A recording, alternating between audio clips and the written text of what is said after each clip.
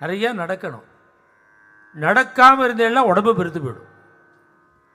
உடம்பு பெருத்து போனால் என்ன ஆகுது தெரியுமோ? டாக்டர் நடையம்பர். அதில் என்ன சிரமம் வரும் தெரியுமோ? அந்த வெயிட்டை தாங்காது முழங்கால். முழங்கால் வெளியே வந்துடும். நடந்தால் தான் இளைக்கும், இளைச்சாதான் முழங்காலால் தாங்க முடியும். இப்போ முழங்கால் வலி வந்ததுனால நடக்க முடியல. எப்படி இருக்குது பார்த்தீங்களா? சைக்கிள் மாதிரி. இது சைக்கிள் மாதிரி இருக்கு. அதனால நாம் செய்ய வேண்டியது என்னன்னா, இப்போ நன்னா இருக்கும்போதே நடக்க ஆரம்பிச்சிருங்க. நிறையா நடக்கணும், ஆக்டிவாக இருக்கணும். மனசு ஏதாவது ஒரு விஷயத்தில் எங்கேஜ் ஆகிட்டே இருக்கு. நாம் என்ன தொழில் பண்ணுறோமோ அதை என்ஜாய் பண்ணணும், அதை லைக் பண்ணணும். ஒர்க்காக இருந்தாலும் சரி, வீட்டு காரியமாக இருந்தாலும், 10 பாத்திரம் தேய்க்கிறது கூட பளபளன்னு தேய்க்க, தண்டத்துக்கு தேய்க்கக்கூடாது. சில ஆற்றுக்கு போனோன்னா இந்த சிங்க் இருக்குது பார்த்தீங்களா, அதை பார்த்தாலே சாப்பிட்டது வெளியில் வந்துடும். அதை தேய்க்கவே மாட்டா.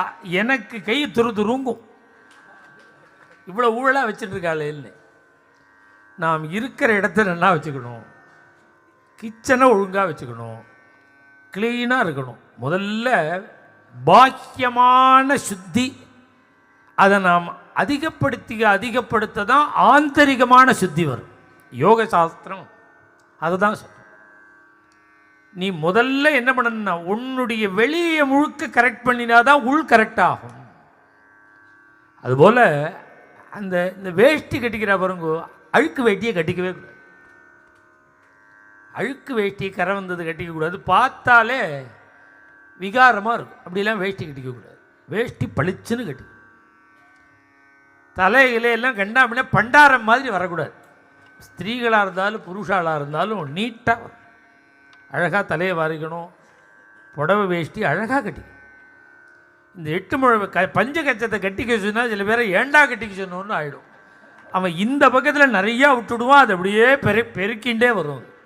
ஒரு அளவு இருக்குது. இடது காலில் இவ்வளவு தான் இருக்கலாம், வலது காலில் இவ்வளவு இருக்கணும்னு ஒரு அளவு இருக்குது பஞ்சகச்சத்துக்கு. அது 50 வருஷமாக கட்டிக்கிற இதில் கூட உனக்கு அவேர்னஸ் இல்லைன்னா நீ என்னத்தை முன்னேறுவேன்? சின்ன விஷயம் வேஷ்டி. இது பஞ்சகச்சம், 8 முழ வேஷ்டி.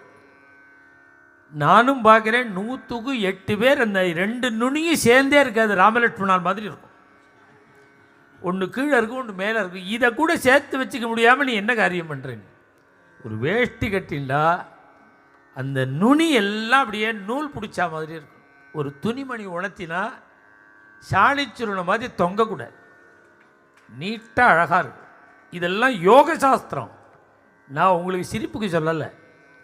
நீ வெளியில் எவ்வளவுக்கு எவ்வளவு பர்ஃபெக்ஷனை கொண்டு வரையோ அவ்வளவுதான் உன்னுடைய மனசில் பர்ஃபெக்ஷன் வரும், உள்ளுக்குள்ளே வரும். நமக்கு ஹிருதயத்தில் வரணும், மனசில் வரணும். அது வரணும்னா இவ்வளவு தேவைப்படும். அதனால் அழகாக ஏன் இப்போ என்னை பற்றி சொல்கிறேன்னு நினச்சக்கூடாது. எனக்கு ஞாபகமே கிடையாது நான் அழுக்கு வேட்டி கட்டின்ட்டு எனக்கு தெரியாது. நான் கருப்பாக வேஷ்டி கட்டிண்டு, துவைக்காத வேஷ்டி கட்டிண்டு, சுருங்கி கட்டிண்டு எனக்கே தெரியாது. ஏன் இதை நான் சொல்கிறேன்னா, என்கிட்ட என்ன இருக்கோ அதை தானே நான் சொல்ல முடியும். அவ்வளோ பர்ஃபெக்டாக இருக்கு. நம்ம பிரபு சொல்லுவார், எங்கிட்டையும் சொல்லியிருக்கார், குழந்தைகிட்டையும் சொல்லுவார். இந்த கோபி ஒரே மாதிரி இட்டுன்னு வர்றாரு அப்படிம்பார் நம்ம பிரபு. ஏன்னா நாம் உங்களுக்கு நான் சொல்லும்போது நான் சரியாக இருக்கணும், உங்களுக்கு நான் சொல்லும்பொழுது நான் சரியாக. யோக சாஸ்திரங்கள் பர்ஃபெக்ஷனுக்கு தான் ரொம்ப முக்கியத்துவம் கொடுக்கும்.